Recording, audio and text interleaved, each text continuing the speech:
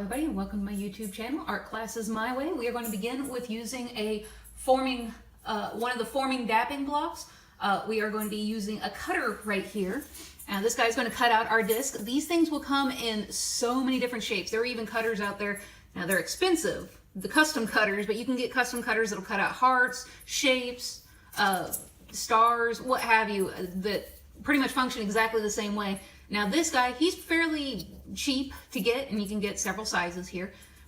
And they're a pretty good deal. Now the custom ones, if you're making things with a lot of hearts, like hearts are always in all of your projects, yeah, I could see justifying the $50 or some odd that it cost to get one of those custom ones. Thank you, Brody. Brody won't let me come out here into the garage by myself. He's got to keep an eye on me. You can see that there is a slot in the side here. Well, that's where your slab of metal is going to go, and you can just line it up with the other pieces that you have in there. So I'm just trying to maximize my usage. Not that it much matters. I won't be able to use this disc for anything because this is not a nickel-free piece of metal. So I got him in there. And now we have the cutter. There are several sizes, one for each hole. Now you have an end that's a little bit beveled on one side, and you have an end that's nice and sharp. We want the nice sharp end to be the one going in the hole. The one that has the bevel, that is where we're going to use our hammer. And you just go in and try to hammer it like this. The metal piece, if you don't hit it right, the metal is going to jump around in there, and you're going to get all these, if you can see it, you're going to get all these nasty little jumps, and it's not going to be a nice clean cut.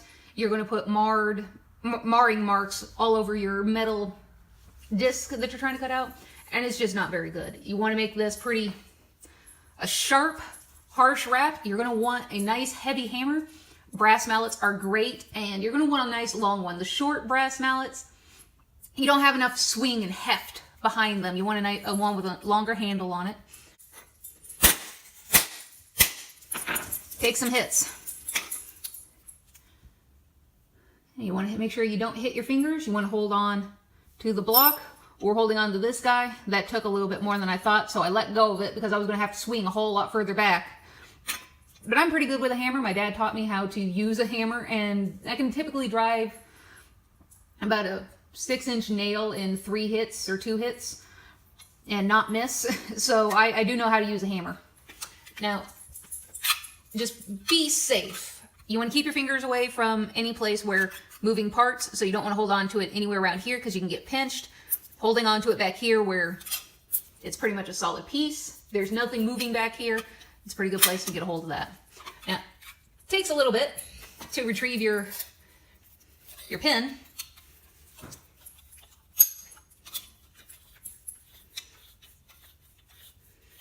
There we go. Come on. There. And we can see that my metal did not jump around. It was a nice clean cut, whereas if you're not as sure and you do let your metal jump around, you can get all these little disc cuts going on, and that will end up translating over into your disc itself. I think so. Yeah. So one of the other things you want to do, my little table inside the house is not great for this kind of work. It's too soft, it bounces around too much. You really don't want that. You want to reduce as much bouncing as you can. And definitely do not do this on tile. Do not do this on tile in your house. Do not do this on your counters if your counters are tile. Do this on concrete. That is not a big deal. Or if you have a workshop area with great big heavy wood tables, or just great big heavy tables. I mean, it could even be the kind of tables that have like sheets of metal on them. That's great too. But you want something that is heavy. You do not want something that's going to bounce around underneath this while you're trying to hammer it. And if you have basically a drafting table like what I work on in the house, this can mar up your top. It can pretty much end up destroying it. So you don't want any of that. So we're going to take our disc inside, and I'll show you how to use the dapping block. So in recording this video, I ended up finding out that my video that I posted today, the whole finger ring video, has gone very much awry. Actually going back and watching it myself again, I found out that pretty much the software that I was using to edit the video went completely haywire on me. And a lot of the audio is lost for that. And I really didn't even intend for it to be step-by-step video on making that, but I've decided that considering how much of it got chopped up and parts of it just went flat out missing, some of it I will end up re-recording, but the whole first bit of it I'm going to re-release in smaller chunks. Well, I mean, it's going to be 1 hour chunks. The first part of that ring pretty much took like 7 hours to make. So I'm going to try to release it in bigger chunks, so that way it's not so compressed as far as being sped up really, really fast. Apparently that was just a bad idea all the way around. And as far as the individual links, putting it together, I'm going to probably redo that, because I don't know when to stop with the project when I've had fun with it, and I kind of intend on doing 2 whole finger pieces and a half of another one and making it wrap around the entire hand a little bit. So there will be more to that video, and I apologize for how bad it's gone. So my computer is trying to deal with and handle re-editing a lot of that video, so please be patient with me. And I will be posting that as my computer gets done with it. So we'll go ahead and continue with this little tutorial on forms and whatnot. We have our little disc in here, just sitting. So in order to get this nice dome effect, you can pretty much do it however you want. And if you have, I thought I grabbed that.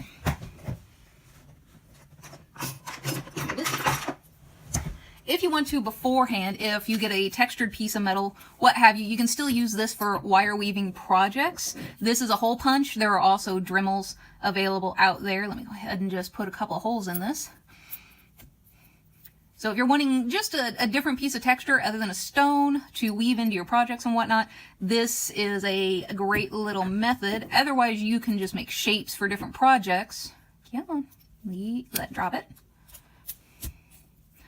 And got a little hole there. It's pretty simple little thing. Do not use a leather punch for this. A leather punch is not made for cutting metal. It is made for puncturing. It has sharp ends to it.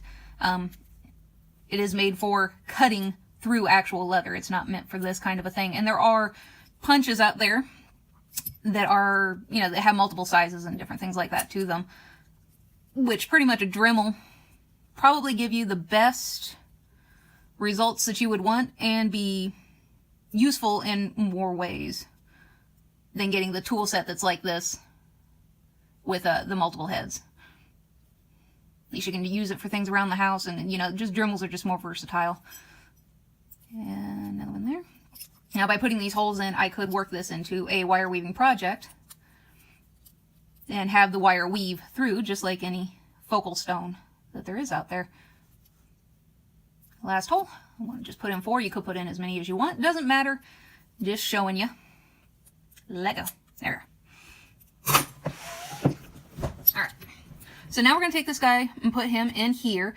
Now, actually, I want this to be a lot smaller when I want it to be a little bit more domed overall. So I put him basically in the smallest, next to smallest one that I can without him getting stuck. And we got this little rounded piece here, which is your dap. And as far as choosing the size of it, it doesn't have to fit this. You are not going to get this in one swing. So you can get that out of your head right now. And even if you could get it in one swing, you don't want this to be the same size as here, because you could end up getting it permanently stuck and it's never coming out again.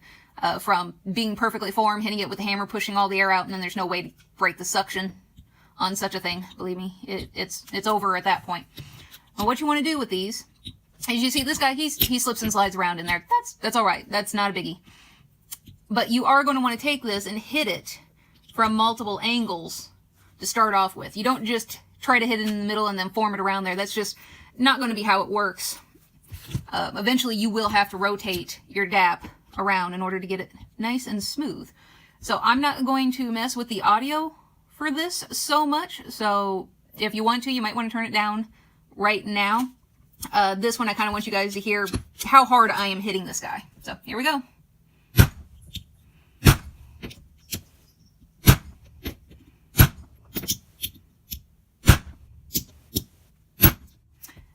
Now, as you can see, right now we have a star shape going on. A large part of that's because of the holes I've made. And that's why we're going to want to end up rotating this guy around, so that way we get it nice and even.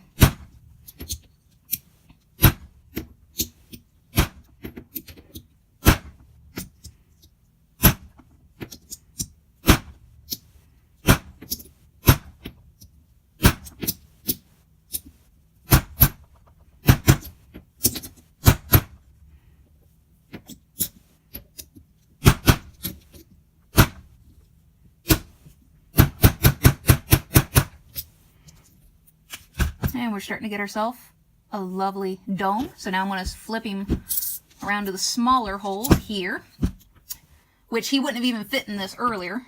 And this guy's almost pretty close to the size of that, so I might want to go down by the time I go down to the smaller one here. So here we go.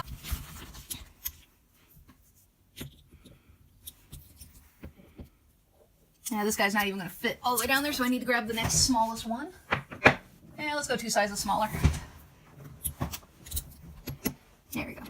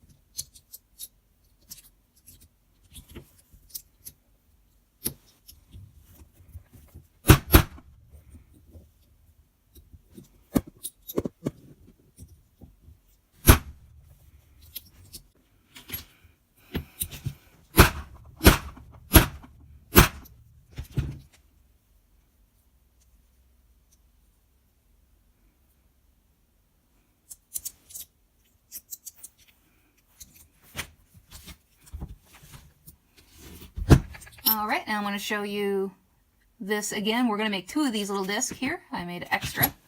Oop, come on.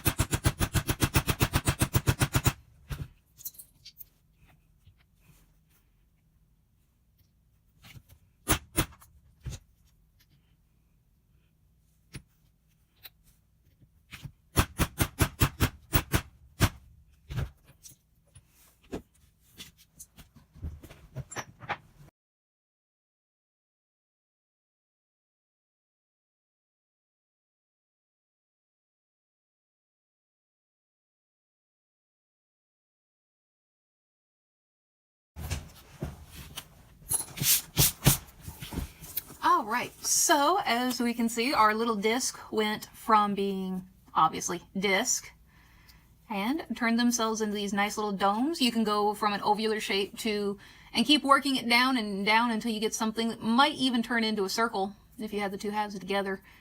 And this guy just needs a tiny bit more work to him. But you can see they were both the same size. Now one fits inside of the other. And go back to our original piece. Now, you might think, why can't I just go straight from, you know, instead of doing all those steps, why don't I just go straight to here? Well, metal doesn't quite work that way. What I've been doing here is allowing the metal to form and shape. And if you decided to even take this and heat the disc, then put them in, that might make things go a little bit easier for you. Now, this metal, the finish is getting ruined, which is fine. It's just a cheap sheet of metal. There's nickel on the top.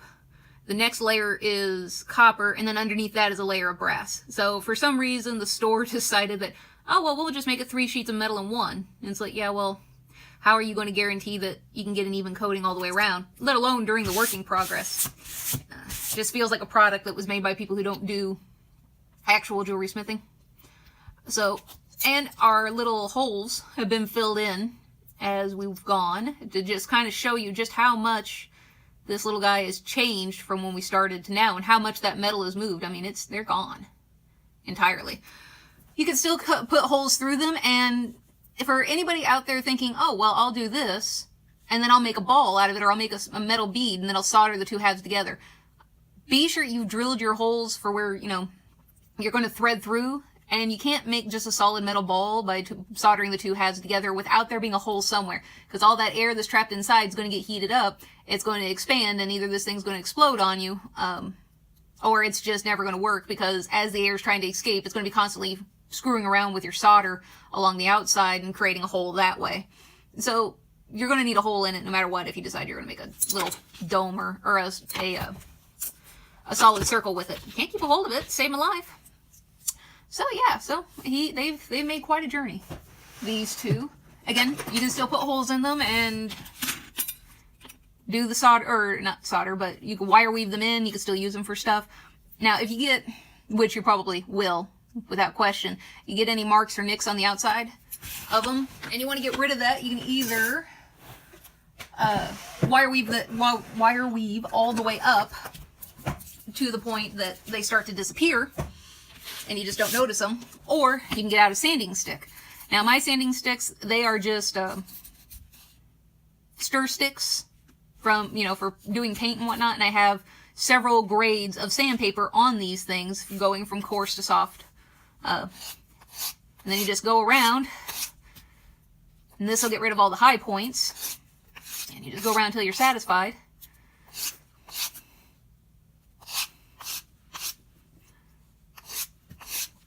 Again, because this is a cheap metal, this is not a metal you'd want to do this with.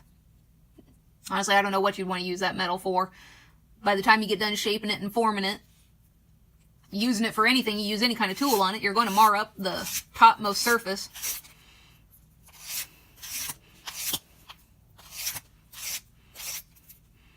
And you can kind of see that that line is still in there, so it's pretty telltale little situation there. Tell you whether or not if you're close or not. Yeah, the brass is starting to come up now.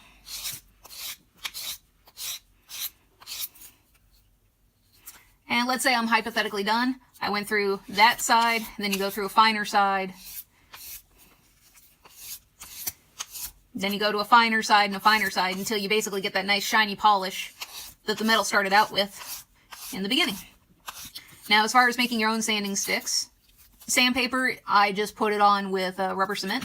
Just glue it, let the rubber cement dry on the sandpaper, then you let it dry on the actual stick itself, and it'll stay there nice and tight for you. And then when your sandpaper's used up, just take it, pull it off. Same thing. You get a new strip of sandpaper, go ahead and put the rubber cement. There's already rubber cement on the other side, so all you have to do is wait for that to dry and continue. Sanding sticks are pretty awesome, and I like this technique.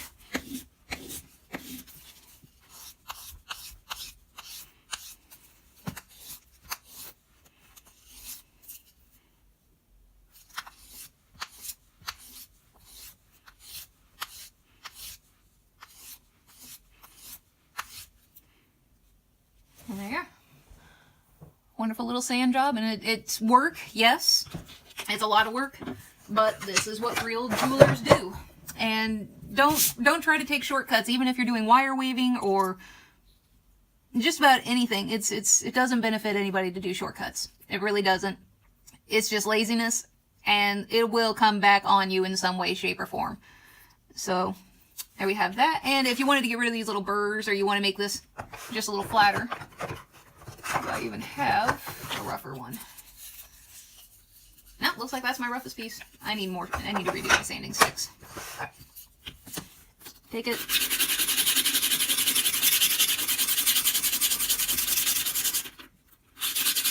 Hot.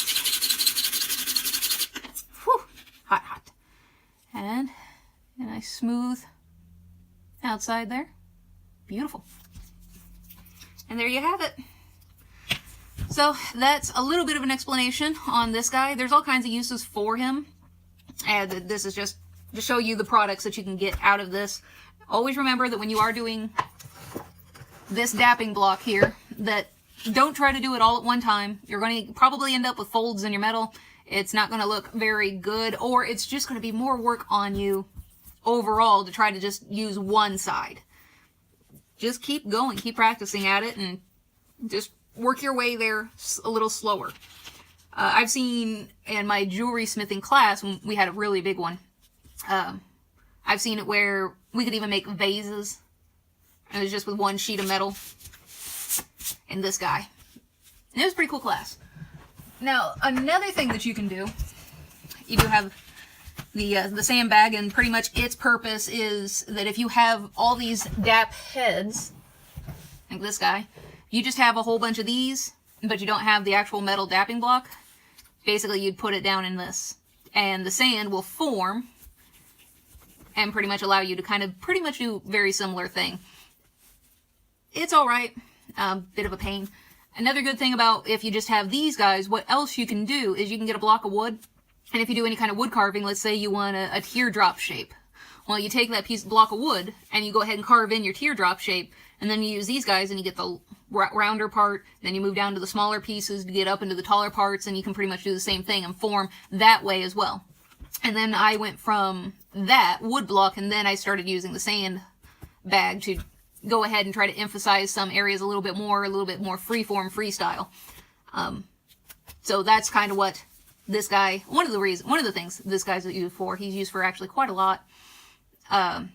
You can make your own. Just make sure you use something that's pretty heavy duty for the exterior. You're not going to want to use a piece of fabric. The sand's going to come right out of it. This is suede, or even a piece of leather would be great. If you don't have a leather sewing machine, oh my god, that's going to be difficult. I've sewn leather before. It's a pain in the ass.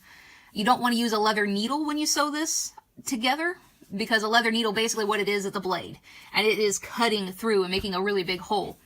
This has actually been done with a sewing machine that can sew suede and leather and heavy, thick materials like that. So keep that in mind. But had a hole in there when doing that bit of it. So our next video, well, I'm going to show you this. This guy, he's pretty much the same thing.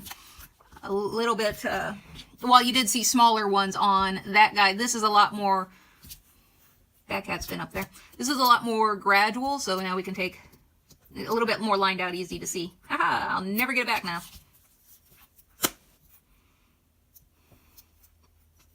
Well. Yeah, it's going to take some effort to get back. So yeah, see, this can happen. Alright, you're going to be that way, fine. I will win. I always win.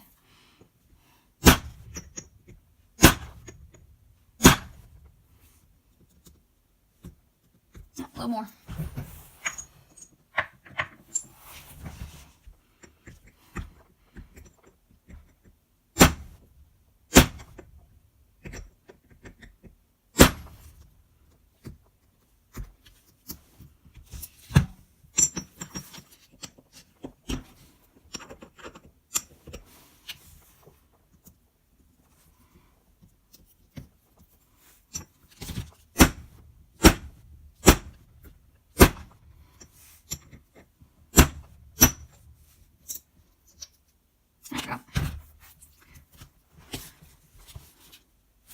is probably more for, and that's probably a safer spot for him. Okay.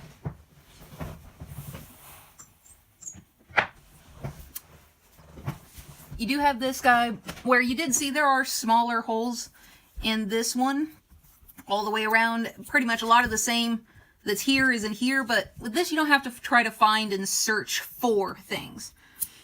Also, some of these smaller ones, really tiny ones, can be used for making rivets, which is something I could show you guys if you want to learn how to do that. I'm more than happy to show you that.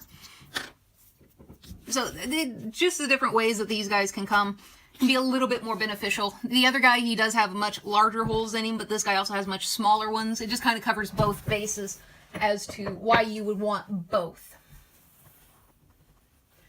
So now that we've done that, we're going to move on to, which is very similar to our form block. Again, lined out a little differently, but I'll show you how to do something with this guy that's a little bit more difficult to use or do on this one. So this guy's going to be our next little project. Again, they do pretty close to the same things. It's just lined out differently. It holds itself a little bit differently, so on. And that will be the end of this video. I hope you guys do enjoy it, and like, comment, favorite, and subscribe. Do all those wonderful things that you guys do. And I'm not sure when I'm going to post this. Oh well. These always make wonderful noises. These do make pretty good bells. Put a hole in the middle, thread, and then you got wind chimes. But, yeah. Fun. So, you guys have a wonderful evening, and thanks for coming and hanging out.